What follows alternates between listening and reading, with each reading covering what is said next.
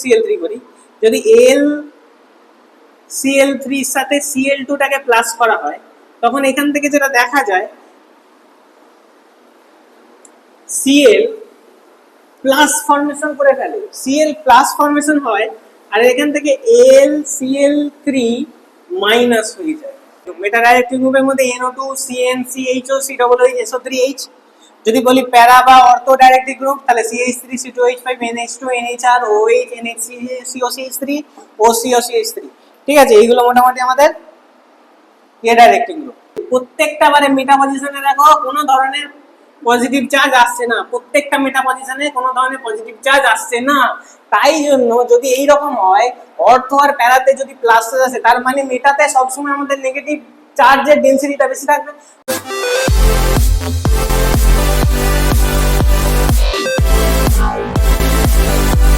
এর মধ্যে পড়ছিলাম আমরা অ্যারিনস এর আমরা অলরেডি পার্ট 1 পার্ট 2 করে ফেলেছি, যেখানে আমরা অ্যারিন সম্পর্কে মোটামুটি অনেক কিছু জানা হয়ে গেছে।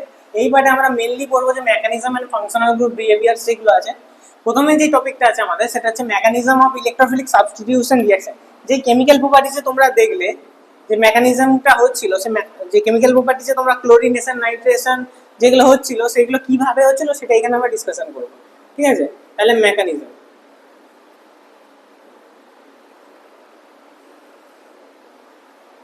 ঠিক আছে, তো মেকানিজমে প্রথমে আমাদের যেটা হবে সেটা হবে আমাদের generation of electrophile. Generation of electrophile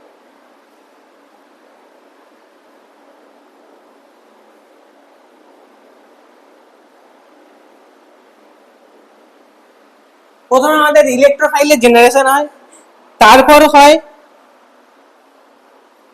formation of carbocation,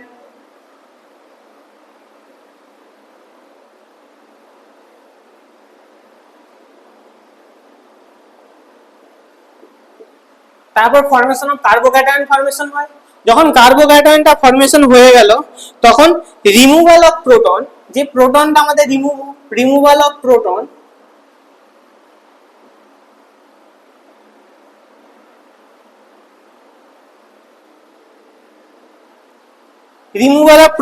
হবে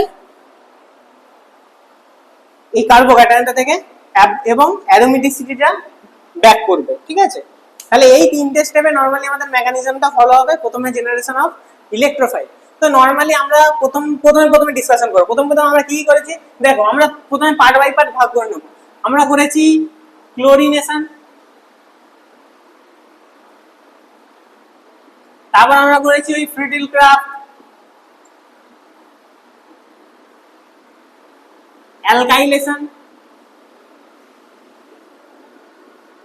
তারপর করেছি Friedel craft, acylation.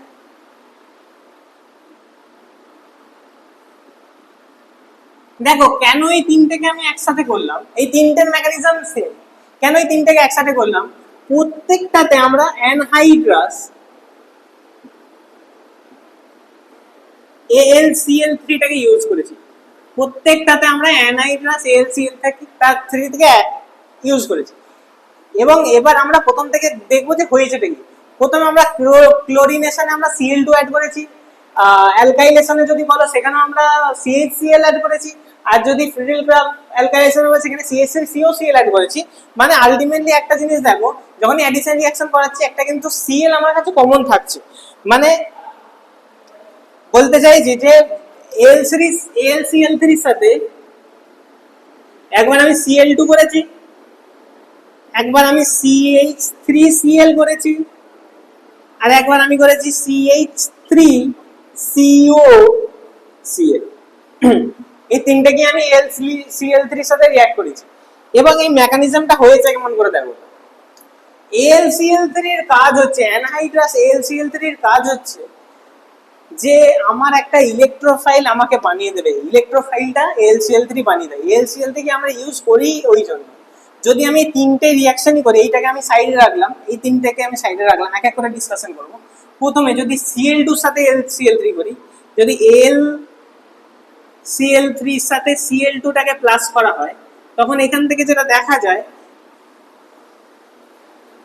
Cl plus formation করে ফেলে, Cl প্লাস ফর্মেশন হয় আর এখান থেকে AlCl3 মাইনাস হয়ে যায়।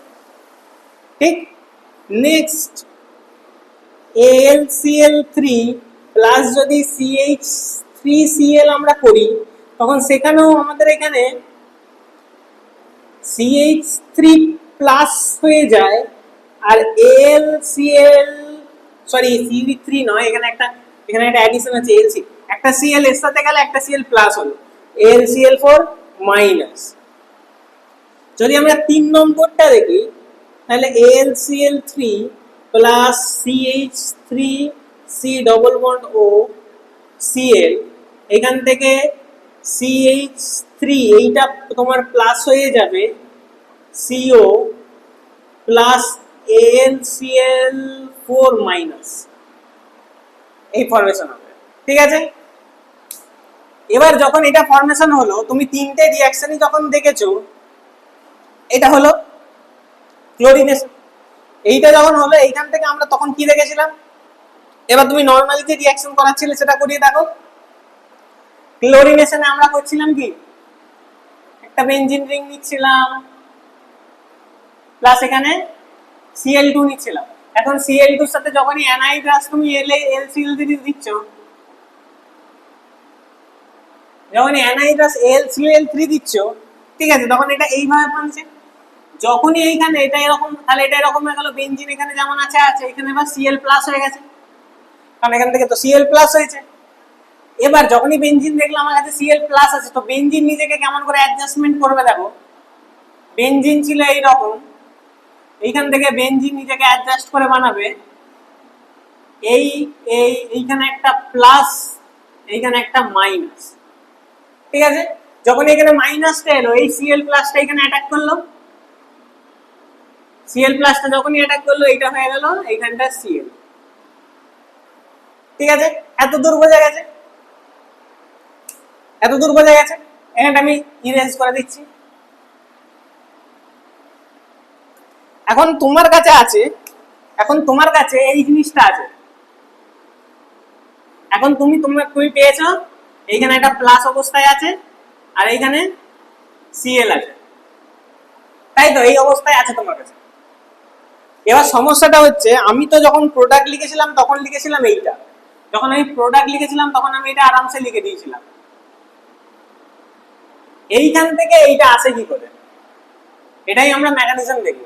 এবার দেখো, যখন এইটা এলো, এর যদি রেজোনেটিং স্ট্রাকচার করো, এইটা যদি এইখানে যায় তাহলে এই প্লাসটা এইখানে আসবে, এইখানে আসবে, এখানে Cl হবে। আবার এইটা যদি এইখানে আসে, এই প্লাসটা এইখানে যাবে,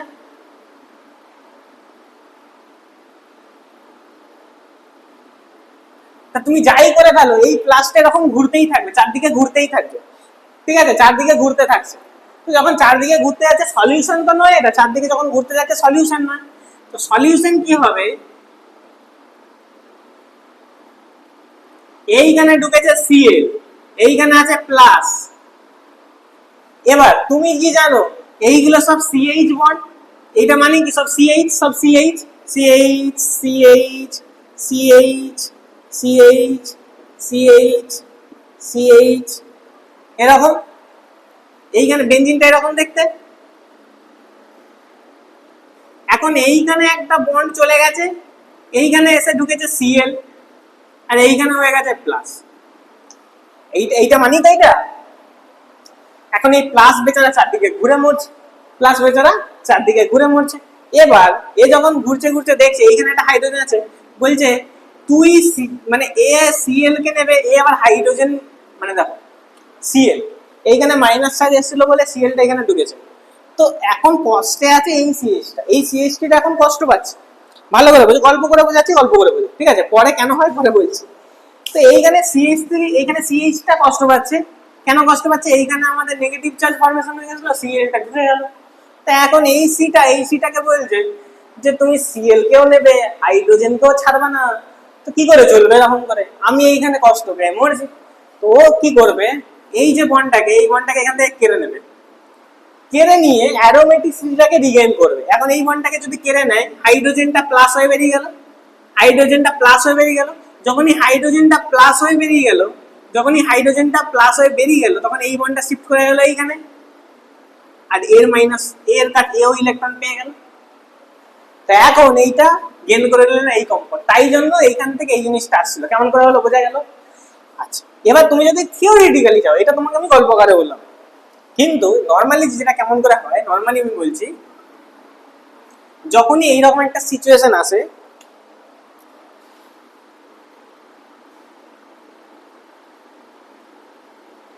এখানে আমার আছে প্লাস, এখানে আছে আমার Cl, এইখানে আমার এখন কি ফর্মেশন হয়েছে, LCl4 minus, LCl4 minus, LCl4 মাইনাসটা এই হাইড্রোজেনটাকে টেনে নেয়। এই হাইড্রোজেনটাকে কেন টেনে নেয়? কারণ এখানে ডবল বন্ড হয়ে যাবে, অ্যারোমেটিক হয়ে যাবে। এখন এইখান থেকে যেটা হলো সেটা হচ্ছে, এখানে Cl ছিল, এখানে ডবল বন্ড হয়ে গেল, এখানে ডবল বন্ড, অ্যারোমেটিসিটি হয়ে গেল, অ্যারোমেটিক কম্পাউন্ড হয়ে গেল। এইখানে যখনই হাইড্রোজেনটা গেল, এখন Al এর সাথে 4টে Cl ছিল,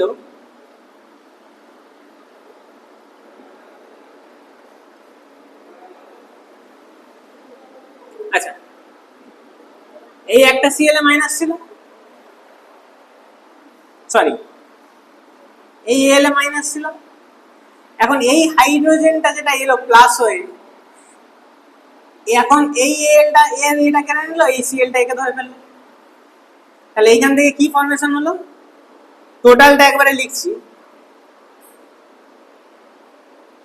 এখানে Cl ছিল, এখানে একটা HCl তৈরি হয়ে গেল, HCl, আর এখানে যেমন AlCl3 ছিল, হয়ে গেল। তাহলে মেকানিজমটা বোঝা গেল? সেম, সিমিলারলি এইখানেও সেম। এইখানে প্রথমে CH3 প্লাস হলো, CH3 প্লাসটা এখানে ঢুকবে, এখানে প্লাস হবে, এখানে প্লাসটা এইভাবে ম্যানেজ হবে, দিয়ে এখানে AlCl4 মাইনাস হবে, দিয়ে আবার যেমন ছিল তেমন হয়ে যাবে। ঠিক আছে, বোঝা গেল?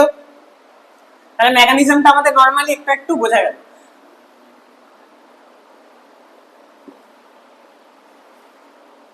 তাহলে এর মেকানিজম আমরা মোটামুটি বুঝতে পারলাম, এর মেকানিজম আমরা বুঝতে পেরেছি। এর মেকানিজমটা একটু যদি দেখি, তাহলে দেখতে পাবো যে প্রথমে এরকম বেঞ্জিন ছিল, যেখানে এরকম বন্ডিং ছিল, প্লাস যখনই আমি এখানে CH3 প্লাস কে দেখতে পেল, তখনই বেঞ্জিন রিংটা নিজেকে ভেঙে দিল, এখানে প্লাস, এখানে মাইনাস, এখানে বন্ড, যখন এটা ভেঙে গেল এই CH3 টা এসে অ্যাটাক করলো এইখানে। এখন এইখানে আমার CH3 আছে, এখানে একটা হাইড্রোজেনও আছে, এইখানে একটু বড় করে আঁকছি,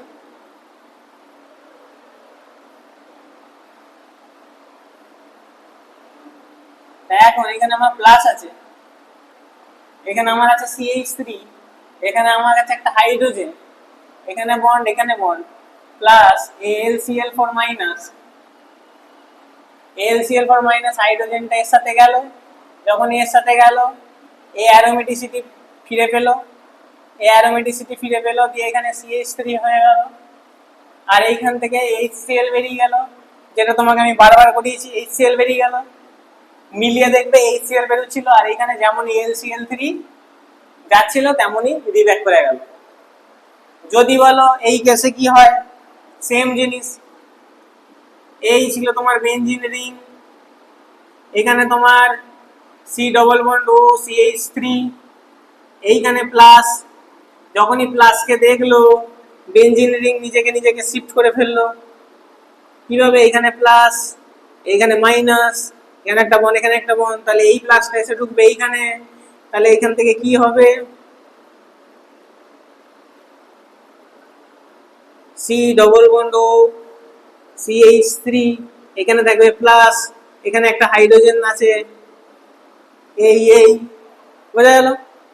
এবার তারপর যেমন হয় আবার plus AlCl3 minus Cl4 minus, এই হাইড্রোজেনটাকে এ টানবে, দিয়ে HCl বেরোবে, AlCl3 যেমন ছিল চলে যাবে, এই সিম্পল মেকানিজম একদম। ঠিক আছে, তাহলে মোটামুটি আমাদের মেকানিজম, তাহলে জেনারেশন অফ ইলেকট্রোফাইল, এই যে ইলেকট্রোফাইল জেনারেশন হলো, ফর্মেশন অফ কার্বোক্যাটায়ন, এই যে কার্বোক্যাটায়নটা ফর্মেশন হচ্ছে, এখানে যে কার্বোক্যাটায়ন ফর্মেশন হচ্ছে, এটা formation of carbocation, removal of proton, এই যে হাইড্রোজেনটা পালিয়ে যাচ্ছে, এটাই ছিল রিমুভাল অফ প্রোটন। তাহলে আমাদের এইটাও হয়ে গেল, এটা এইটাই ছিল আমাদের মেকানিজম, ঠিক আছে। তাহলে আমাদের mechanism of electrophilic substitution reaction মোটামুটি গেল, এটা আশা করি আমি বোঝাতে পেরেছি। নেক্সট আমাদের যেটা আছে directive influence of functional group in অ্যারিনস।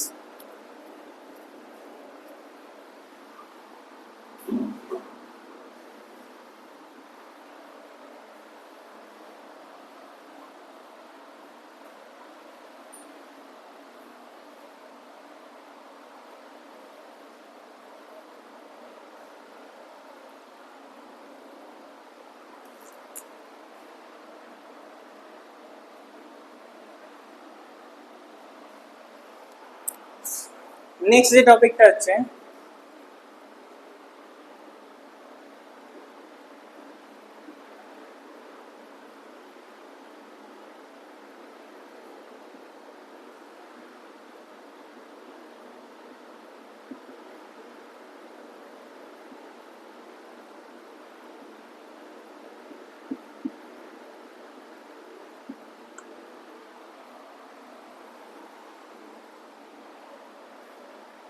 ইনহেরিন্স, ঠিক আছে। এইখানে ডাইরেক্টিভ ইনফ্লুয়েন্স মানে এইখানে আমরা দুজনের জিনিস দেবো, একটা হচ্ছে মেটা ডাইরেক্টিং,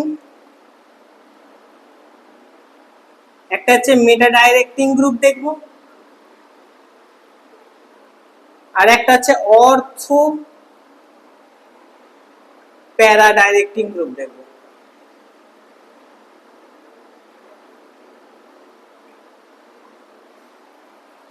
একটা আমরা মেটা ডাইরেক্টিং গ্রুপ দেখবো, একটা হচ্ছে অর্থো প্যারা ডাইরেক্টিং গ্রুপ, দুটো আলাদা আলাদা ডাইরেক্টিং গ্রুপ, একটা মেটা ডাইরেক্টিং একটা অর্থো ডাইরেক্টিং। মেটা ডাইরেক্টিং গ্রুপ একটা অর্থো প্যারা ডাইরেক্টিং গ্রুপ। মেটা ডাইরেক্টিং গ্রুপের মধ্যে NO2 CN CHO COOH SO3H। যদি বলি প্যারা বা অর্থো ডাইরেক্টিং গ্রুপ তাহলে CH3 C2H5 NH2 NHR OH NH COCH3 OCOCH3, ঠিক আছে। এইগুলো মোটামুটি আমাদের ডাইরেক্টিং গ্রুপ, ঠিক আছে, অর্থো প্যারা ডাইরেক্টিং গ্রুপ। এবার আমরা এটা জানবো যে মেটা ডাইরেক্টিং গ্রুপ কেন বলে, এগুলোকে অর্থো প্যারা ডাইরেক্টিং গ্রুপ কেন বলে। প্রথম কথা হচ্ছে এইখানে যেগুলো হয় সেগুলো হচ্ছে এইখানে আমাদের ডিপেন্ড, যদি আমাদের ইলেকট্রোফিলিক অ্যাডিশন হয়, যদি আমাদের ইলেকট্রোফিলিক অ্যাডিশন হোক বা সাবস্টিটিউশনে যদি ইলেকট্রোফিলিক রিঅ্যাকশন হয়, মানে কোনো একটা আলাদা একটা গ্রুপ মানে কোনো একটা আলাদা আছে, ধরো একটা বেনজিন রিং আছে, বেনজিন রিং এ আর একটা গ্রুপ অলরেডি আছে, একটা গ্রুপ অলরেডি আছে, আর একটা গ্রুপ এসে সেই বেনজিন রিং এ ঢুকবে। মানে আমি যদি বলি একটা আমার কাছে গ্রুপ আছে এইখানে এরকম একটা বেনজিন রিং, এখানে আমার CH3 আছে, তাহলে বেনজিনে আমাদের CH3 আছে। এবার একটা মেম্বার অলরেডি আছে এইখানে, এবার আরেকটা মেম্বার এখন তুমি ঢোকাবে ইলেকট্রোফিলিক রিঅ্যাকশন করি, আরেকটা গ্রুপ তুমি এখানে ঢোকাতে চাই ইলেকট্রোফিলিক রিঅ্যাকশন করি। এবার এইখানে যে গ্রুপটা ঢুকবে সেটা এই পজিশনে ঢুকবে না এই পজিশনে ঢুকবে না এই পজিশনে ঢুকবে, এইটা ডিপেন্ড করবে যে কি গ্রুপ লেগে আছে তার উপর, কি গ্রুপ লেগে আছে তার উপর। যদি বেনজিনের সাথে এই গ্রুপগুলো লেগে থাকে তাহলে অর্ধ বা প্যারাতে গ্রুপগুলো ঢুকবে, যদি এই গ্রুপগুলো লেগে থাকে তাহলে শুধুমাত্র মেটা পজিশনে ঢুকবে। আর তোমরা সবাই জানো যে মেটা পজিশন কোনগুলো আর প্যারা অর্থ পজিশন কোনগুলো। যদি এইখানে কোনো একটা গ্রুপ লেগে থাকে তাহলে এই দুটো তার অর্থ পজিশন, এই দুটো মেটা পজিশন, আর এইটা হচ্ছে প্যারা পজিশন। তার মানে এক্স যদি আমার হয় এই সব জিনিসগুলো, তাহলে এই আর এই দুটো পজিশনে শুধুমাত্র আমার মেটা মানে এই দুটো পজিশনে শুধুমাত্র ঢুকবে যদি আমার এই এক্স এর জায়গায় এই NO2 এই সব গ্রুপগুলো প্রেজেন্ট থাকে। আর যদি এক্স এর জায়গায় আমার এই গ্রুপগুলো প্রেজেন্ট থাকে তাহলে কিন্তু এই দুটো বা এইখানে এই তিনটে পজিশনে কিন্তু আমার যে কোনো ইলেকট্রোফিলিক অ্যাডিশন হবে, ঠিক আছে, বোঝা গেল। এবার এই জিনিসটা হয় কেন, এই জিনিসটা আমাদের হয় কেন, এই জিনিসটা হয় তার কারণ আমরা যখন রেজোনেন্স করবো তখন আমরা একটু একটু বুঝতে পারবো। প্রথমে আমরা দেখে নেবো অর্থো বা প্যারা ডাইরেকশন গ্রুপে ওই অর্থো প্যারা ডাইরেক্টিং গ্রুপ যেগুলো আছে সেইগুলোতে তোমার অর্থো আর প্যারা পজিশনে কেন আমার অ্যাডিশনটা হয় সেটা প্রথমে দেখবো। তাহলে যদি আমরা একটা এক্সাম্পল দেখি,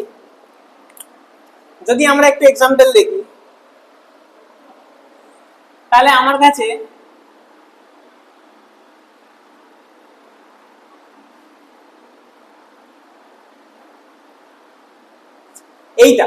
এইটা আমার একটা অর্থো প্যারা ডাইরেকশন গ্রুপ। দেখো ওইচ আছে, এখানে ওইচ আছে, ওইচের মধ্যে দেখো এটা যদি এটা যদি রেজোনেন্স করা, এটা কি রকম হবে রেজোনেন্স, এটার আমি রেজোনেন্স করাচ্ছি, তাহলে এক একটা করে রেজোনেন্স আমি আঁকবো, দেখো ভালো করে লক্ষ্য করবে।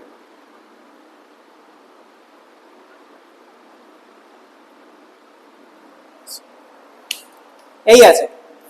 এবার এই যে ডবল বন্ড, এই যে লোন পেয়ারটা, এই লোন পেয়ারটা যাবে এইখানে, আর এই বন্ডটা শিফট হবে এইখানে, ঠিক আছে? তাহলে অ্যাজ এ রেজাল্ট কি হলো,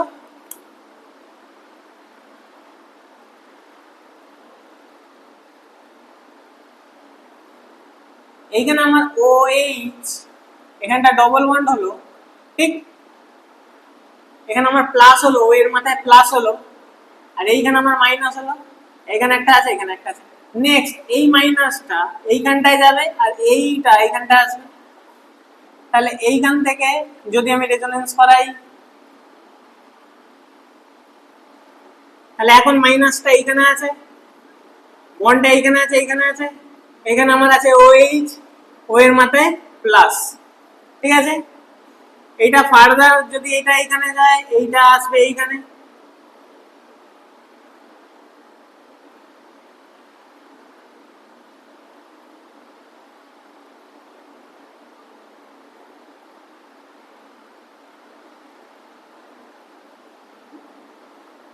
ডবল বন্ড আছে।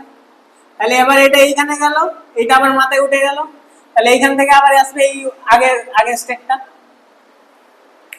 দেখো এইখান থেকে ডবল বন্ড এসেছিল এইখানে, এই ডবল বন্ডটা শিফট হলো এইখানে, নেগেটিভ এইখানে, এখন নেগেটিভটা যাচ্ছে বন্ড করছে, এই নেগেটিভটা এখানে আসছে, এই নেগেটিভটা আবার এইখানে আসছে, এইখানে আসছে। এবার তুমি দেখো ভালো করে যদি লক্ষ্য করো, যদি ভালো করে লক্ষ্য করো, তাহলে একটা জিনিস তোমাদের চোখে পড়বে, যেটা হচ্ছে এই যে নেগেটিভ চার্জটা, এই নেগেটিভ চার্জটা কোন কোন পজিশন দিয়ে যাচ্ছে। তাহলে এইখানে আমার যদি OH আছে, এটা আমার X, এটা আমার X পজিশন, X পজিশনে এই দুটো, এই পজিশনটা আর এই পজিশনটা আমার অর্থ পজিশন, এই পজিশনটা আর এই পজিশনটা মেটা পজিশন, এই পজিশনটা প্যারা। তাহলে দেখো যখন এইখান থেকে রেজোনেন্স হয়েছিল, এখান থেকে যখন রেজোনেন্স হয়েছিল, তাহলে এইটা আমার অর্থ পজিশনে গেছে, অর্থতে গেছে, এখানে অর্থতে আছে, এখানে দেখো প্যারাতে গেছে, এইখানে আবার দেখো অর্থতে এসছে। তাহলে অর্থ আর প্যারা, অর্থ আর প্যারা, তাহলে এই যে নেগেটিভ চার্জ, নেগেটিভ চার্জ মানে কি ইলেকট্রন ডেনসিটি, নেগেটিভ চার্জ মানে ইলেকট্রন ডেনসিটি। তাহলে এখন যদি ইলেকট্রন ডেনসিটি অর্থ আর প্যারাতে থাকে, তাহলে আমরা যখন রিঅ্যাকশন করেছিলাম দেখছিলাম যে যেখানে আমার নেগেটিভ, সেখানে আমার ইলেকট্রোফিলিক অ্যাডিশনটা হচ্ছে, বাকি এইখানে অন্যটা এসে ঢুকছে, তাই না? তো নেগেটিভ যেখানে থাকবে সেইখানে আমার রিঅ্যাকশনটা হবে। যেহেতু এইখানে নেগেটিভ, নেগেটিভ চার্জ হলো অর্থ প্যারা, অর্থ আর প্যারাতেই শুধুমাত্র নেগেটিভ চার্জটা আসছে। তাই জন্য যদি কোনো ইলেকট্রোফিলিক রিঅ্যাকশন হয়, যদি কোনো অ্যাডিশন এখানে হয়, তাহলে কিন্তু অর্থ আর প্যারা পজিশনই অ্যাডিশন হবে, কোনোভাবেই মেটা পজিশনে অ্যাডিশন হবে না। তাই জন্য এই সব গ্রুপগুলো যদি থাকে, ওই যেমন এখানে পড়ে, এইখানে এই সব যদি গ্রুপ থাকে, তাহলে নেগেটিভ চার্জ ডেনসিটি শুধুমাত্র অর্থ আর প্যারা পজিশনেই থাকবে, তাছাড়া অন্য কোথাও থাকবে না। তাই জন্য এদেরকে বলে অর্থ প্যারা ডাইরেক্টিং গ্রুপ, ঠিক আছে? এবার আমরা দেখে নেব মেটা ডাইরেক্টিং গ্রুপ।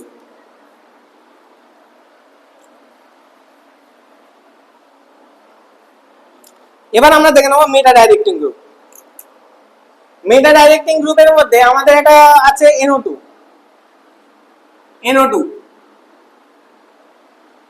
NO2 যদি তোমরা স্ট্রাকচার জানো, তাহলে জানবে এরকম হয়, N একটা ডবল বন্ড ও থাকে, আর একটা কোঅর্ডিনেট বন্ড ও থাকে না, তাই না? তাহলে এইটার আমি করাবো রেজোনেন্স।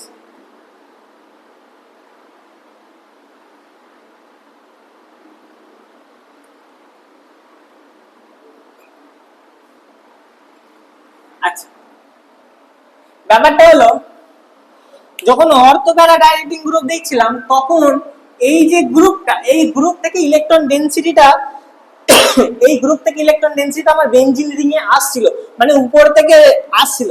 কিন্তু এই যখন গ্রুপ চলে আসবে, এইটা হচ্ছে ইলেকট্রন উইথড্রয়িং গ্রুপ, এই গ্রুপগুলো যখন থাকবে তখন বেনজিন থেকে ইলেকট্রন ডেনসিটিটাকে নিজের দিকে টানবে। তার মানে এইখানে যেটা হবে, সেটা হচ্ছে এই বন্ডটা এইখানে শিফট করবে, এই বন্ডটা এখানে শিফট করবে, এবং এইটা উঠবে এর মাথায়, ঠিক আছে? তাহলে এখান থেকে আমরা কি হবে,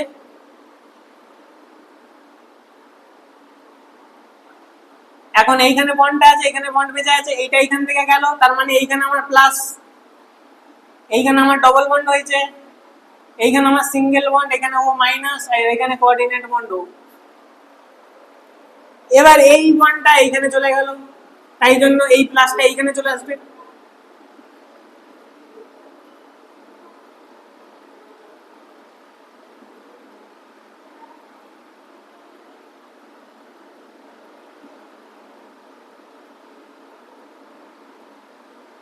সেম ভাবে আবার এটা এখানে গেল,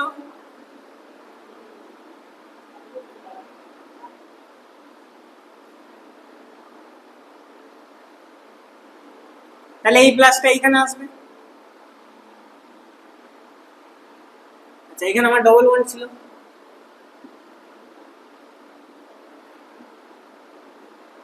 এবার ব্যাপারটা হবে এইটা এখান থেকে ব্যাক করবে, এটা এখানে ঢুকে গেল, তাহলে ঢুকে গেলি আবার যেমন কাজ তেমন পজিশনে চলে এলো। এখানে রেজোনেন্সটা বুঝতে পারলে? এখানে রেজোনেন্সটা যদি ভালো করে লক্ষ্য করো তাহলে দেখো অর্থ কোন পজিশন, এটা অর্থ পজিশন, এখানে প্লাস আসছে কোন পজিশনে? অর্থ পজিশনে। এখানে প্লাস আসছে কোন পজিশনে? প্যারা পজিশনে। এখানে প্লাস আসছে কোন পজিশনে? অর্থ পজিশনে। তাহলে যখন মেটা ডাইরেক্টিং গ্রুপ থাকবে তখন অর্থ আর প্যারা পজিশনে প্লাস আসবে, মানে ইলেকট্রন ডেনসিটি নাই একদম। যদি এখানে ইলেকট্রন ডেনসিটি না থাকে তাহলে কোন পজিশনে ইলেকট্রন ডেনসিটি থাকবে? তাহলে যতগুলো মেটা পজিশন আছে প্রত্যেকটা বারে মেটা পজিশনে দেখো কোনো ধরনের পজিটিভ চার্জ আসছে না, প্রত্যেকটা মেটা পজিশনে কোনো ধরনের পজিটিভ চার্জ আসছে না। তাই জন্য যদি এই রকম হয় অর্থ আর প্যারাতে যদি প্লাস আসে তার মানে মেটাতে সবসময় আমাদের নেগেটিভ চার্জের ডেনসিটিটা বেশি থাকবে। তো নেগেটিভ মানে ইলেকট্রন ডেনসিটি যদি মেটাতে বেশি থাকে তাইলে যখনই আমাদের ইলেকট্রোফিলিক রিঅ্যাকশন হবে তখন মেটা পজিশনই আমাদের ইলেকট্রোফিলিক রিঅ্যাকশন হবে। তাই জন্য এই যে কম্পাউন্ড গুলো যদি এখানে থাকে তাহলে এই কম্পাউন্ড গুলো থাকলে সবসময় আমাদের মেটা পজিশনে ইলেকট্রোফিলিক রিঅ্যাকশন হবে, তাই জন্য এদেরকে বলে মেটা ডাইরেক্টিং গ্রুপ। ঠিক আছে, তাহলে এই জিনিসটা বোঝা গেল। তাহলে আমাদের এই যে second topic direction and influence of functional group arrange, এটা আমাদের শেষ হলো। এবং আমাদের একটা ছোট্ট পারা টপিক, জাস্ট 2 মিনিটের টপিক বেঁচে আছে, সেটা হচ্ছে ক্যালকুলোজেনিসিটি এন্ড টক্সিসিটি। যে আমাদের কাছে অ্যারেঞ্জ গুলো আছে এদের একটু টক্সিসিটি হয় কি হয় না হয় সেটা আমরা একটু ডিসকাস করব।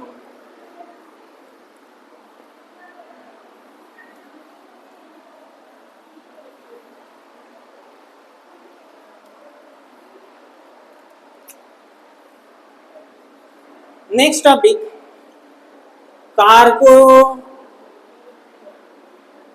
carbogenicity and toxicity।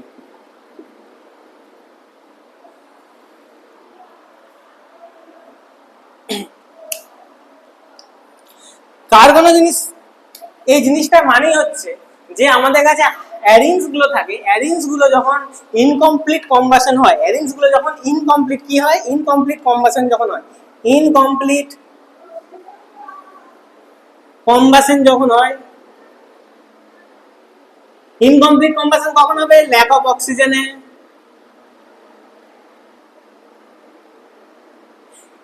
যখন হয় তখন কিন্তু এই জিনিসগুলো খুব ডেঞ্জারাস হয়ে যায়। এই জিনিসগুলো কিন্তু ক্যান্সারাস অ্যাক্টিভিটি দেখায়, ক্যান্সার অ্যাক্টিভিটি কিন্তু শো করে। যখনই ইনকমপ্লিট কম্বাসন যেগুলো ল্যাক অফ অক্সিজেন হয় সেগুলো ক্যান্সার অ্যাক্টিভিটি শো করে।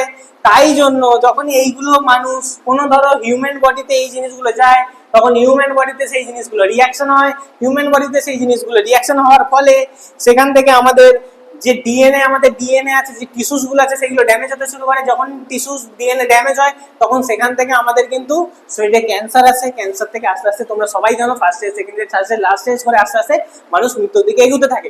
এবং এই যে টক্সিসিটি ক্যালকুলেশন কোন কোন জিনিসে হয়, কোন কি কি বার্ন করলে, কি কি জিনিস বার্নিং হলে এই ধরনের ক্যান্সার অ্যাক্টিভিটি দেখা যায়। প্রথম কথা ক্যান্সার অ্যাক্টিভিটি দেখা যায়, এবং ক্যান্সার অ্যাক্টিভিটি গুলো যদি তোমার হিউম্যান বডি আছে, ধরো হিউম্যান বডি ইনটেক করছে, সেখানে রিঅ্যাকশন হচ্ছে, রিঅ্যাকশন হওয়ার ফলে ডিএনএ ড্যামেজ হচ্ছে এবং সেখান থেকে কিন্তু ক্যান্সার হচ্ছে। আচ্ছা, এই ইনকমপ্লিট কম্বাসন গুলো হয় টোবাকোর বার্নিং থেকে, পেট্রোলিয়ামের বার্নিং থেকে।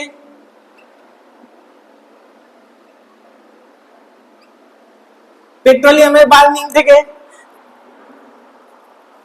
ঠিক আছে, টোবাকো, পেট্রোলিয়াম আর কয়লা, কোল, এই জিনিসগুলোর বার্নিং থেকে কিন্তু এইসব ক্যান্সার অ্যাক্টিভিটি আমাদের হিউম্যান বডিতে দেখা যায়। যদি সেই হিউম্যান সেই জায়গায় কাজ করছে বা সেই জায়গায় অনেক দিন ধরে আছে, তো সেই ইনফ্লুয়েন্সগুলো আমাদের হিউম্যান বডিতে দেখা যায় এবং সেখান থেকে আমাদের ডিএনএ ড্যামেজ হয়।